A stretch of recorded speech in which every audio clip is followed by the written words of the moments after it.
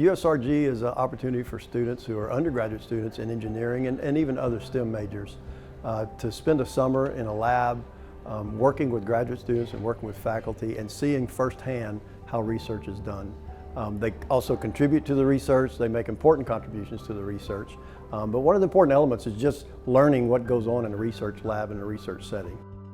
One of the favorite parts I have of USRG is that it's taught me a lot about graduate school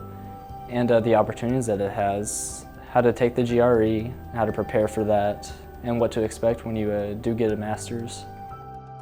As a student researcher in USRG, I found that I could really build a network in research, as well as have an opportunity to work with a faculty mentor and see what the research process is. Sometimes it can be a little scary to see what is research, but overall, it's really cool that you can walk a problem from the beginning to end.